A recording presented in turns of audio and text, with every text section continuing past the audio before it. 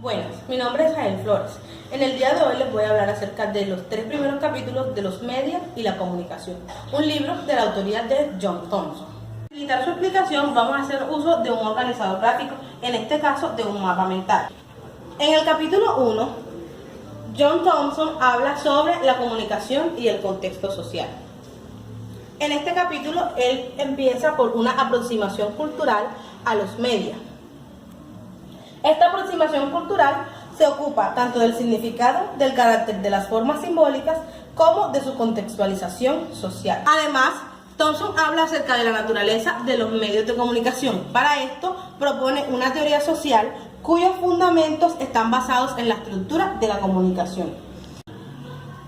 Thompson habla sobre la comunicación mediática, que es un fenómeno social contextualizado. Este capítulo de comunicación y contexto social se divide en 5 apartados principales, a describir a continuación. El primer apartado se denomina acción, poder y comunicación. Este se basa en el hecho de que comunicar es similar a actuar, porque cuando ejercemos un acto comunicativo estamos ejerciendo al mismo tiempo una acción. Además de eso, Thompson habla sobre el fenómeno social visto como una acción. Cuando tenemos esta concepción, vemos que entra también el concepto de campos de interacción. Estos campos de interacción van a ser los mismos contextos sociales en donde unos individuos con propósitos se encuentran en un conjunto de diversas circunstancias.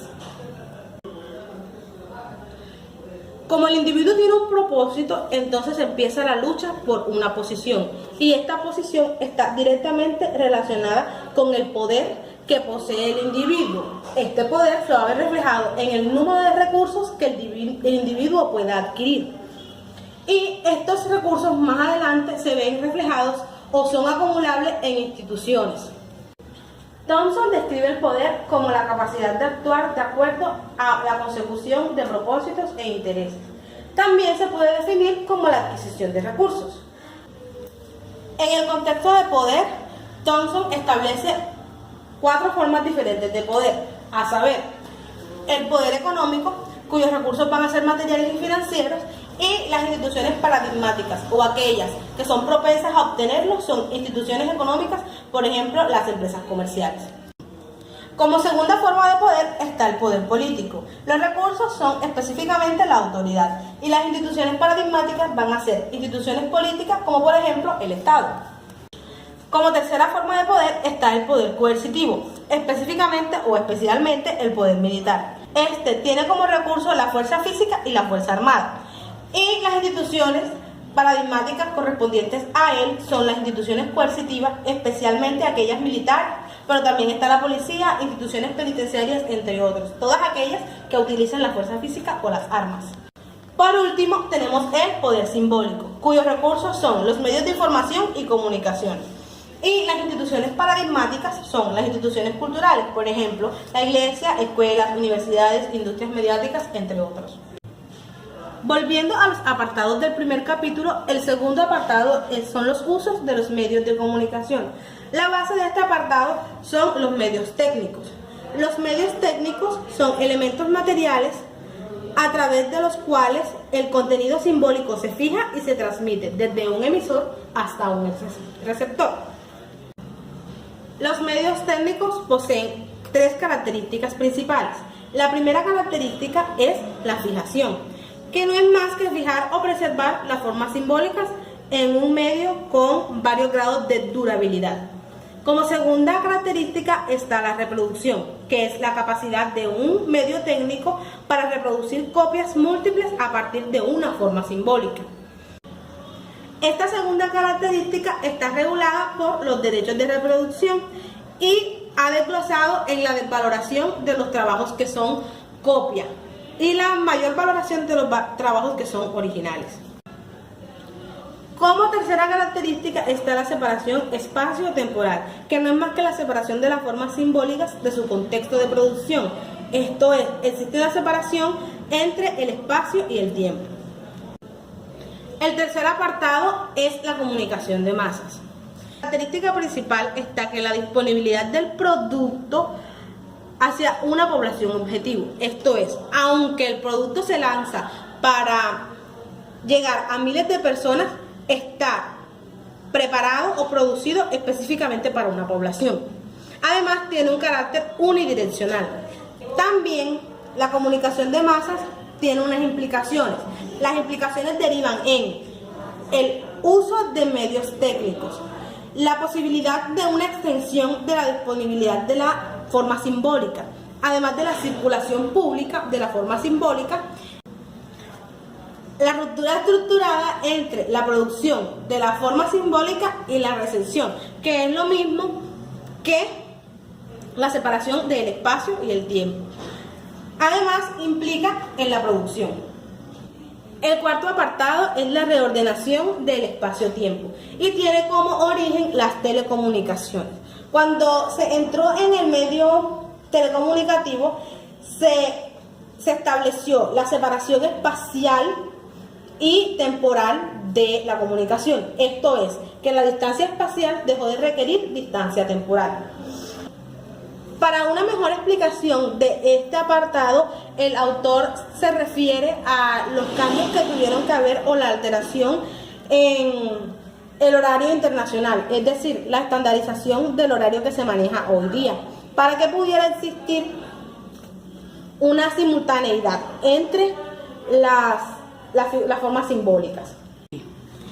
Esta reordenación del espacio-tiempo va a tener como consecuencia otro tipo de características.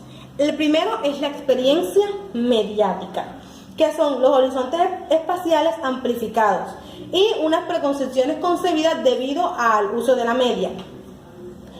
La historicidad mediática es la alteración que se da del pasado por las formas simbólicas y su utilización. Y la sociabilidad mediática, que no es más que el sentido de pertenencia que se tiene hacia una comunidad, se ve constituido o se ve alterado por la influencia de las medias. Además de la comprensión del espacio-tiempo, que la forma de interpretar el espacio-tiempo cambia debido a la ruptura que hay entre estos mismos. Como quinto y último apartado del capítulo 1 tenemos la comunicación, apropiación y vida cotidiana. Esta se basa específicamente en el concepto de la recepción de los productos mediáticos, es decir, la forma en cómo los recibimos. Y esto se ve reflejado en una serie de características propias de la recepción. La principal es la actividad rutinaria, es decir, la recepción de los productos mediáticos hace parte integral de las actividades que configuran a la vida cotidiana. La segunda es la actividad situacional, que los productos mediáticos son recibidos por parte de los individuos siempre y cuando estén ubicados en un contexto sociohistórico específico. Como tercero está el logro habilidoso. Esto es que para poder recibir el mensaje que está llegando a nosotros debemos contar con un abanico de habilidades requeridas y de competencias que los individuos van desplegando a medida que se va dando el proceso de recepción. Y por último, el proceso hermenéutico, que no es más que el proceso de interpretación del producto que estamos obteniendo, que en este caso es el mensaje que nos está llegando. Esto se va a ver reflejado en encontrar el sentido a lo que estamos recibiendo. Vamos a explicar el capítulo 2. El capítulo 2 se titula Los medios y el desarrollo de las sociedades modernas. En este capítulo lo que se hace es una amplia interpretación de las principales transformaciones que se asociaron con el surgimiento de las sociedades modernas, poniendo un especial énfasis en el desarrollo de instituciones mediáticas y en el crecimiento de nuevas redes de comunicación y del flujo de la información. En este capítulo vemos 4 apartados principales. El primero son las dimensiones institucionales de las sociedades modernas. Aquí el autor lo que hace es un review de todos los movimientos sociales que se dieron y el cómo se llegó a las transformaciones. Estas transformaciones de la organización social, del poder simbólico, se ven regidas por 2 cambios fundamentales. El primero es el cambio del papel de la iglesia o el papel que jugaban las religiones en ese tiempo. Con la fragmentación de la iglesia con la sociedad o con la política, Entonces entra también el segundo cambio importante, que es la expansión de la ciencia o de los sistemas de conocimiento y aprendizaje. El segundo apartado habla sobre la imprenta y la comunicación. En la segunda mitad del siglo XV, Gutenberg fue el primero en desarrollar las técnicas de impresión. Obviamente, al originarse la imprenta, también se originaron unas nuevas bases de poder simbólico. Y estas nuevas bases se vieron reflejadas en la proliferación de la información.